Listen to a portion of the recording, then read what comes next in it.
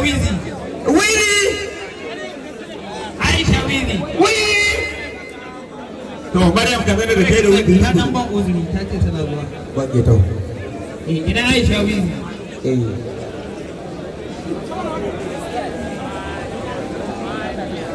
Suturar baka tana karya kai mai kallo wani hadari ne na ga mai maka magana. Assalamu alaikum warahmatullahi. Da farko na yi farin cikin zuwa cikin gida a wannan lokacin, duk da dai ni ba bakon wannan gidan bane, amma dai yau na ga gidan ya mun daban, ni ma kuma na zo daban dama.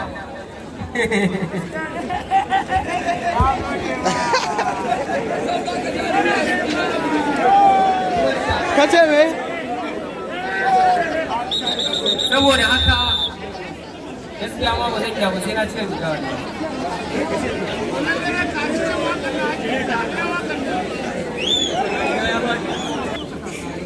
To amma yanzu bari mu dan dana wani abu. Za mu dan yi gasa da ku kaɗan.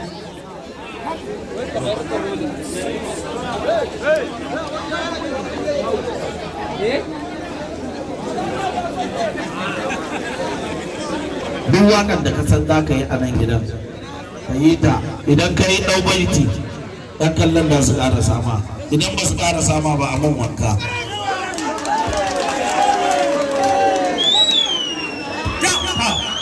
Lallai za ka sha wanka.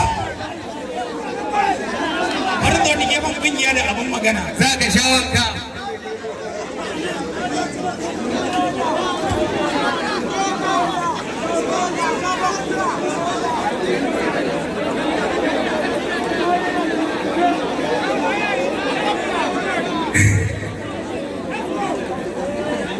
Alaƙar mu ba wasarwa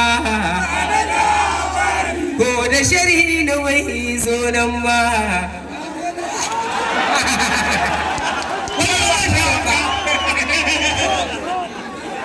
Walwace yana da magana. Ai sun ce da ka bada na farko sun riga sun tsallake tun da har suka baka anshin farko ka canja wata. Wani ko ya kawo lauya a kan abu. Ya ce inda an ba shi anshin ta farko an riga da an wuce wajen. Bini da ƙauna na ta miki mun isa gangara.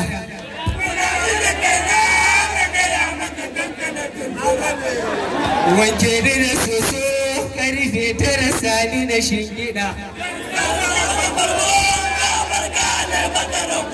Na bani na baki ki karba. Maza zo kusa danki yomi ni tarba. Lumlum ga hadari sama duba. Mun kai maka ga tafiyar ba kwaba. Mun sa cika ga gunjin nasara nan.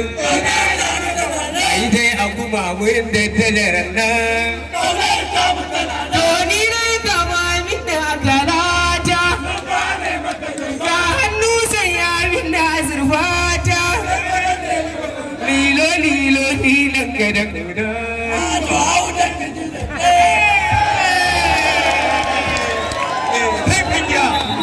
Kungiya yi mana. Kungiya ba ta da yawa, ba ta da yawa. Ga wata mata rai. Kwan waɗannan suna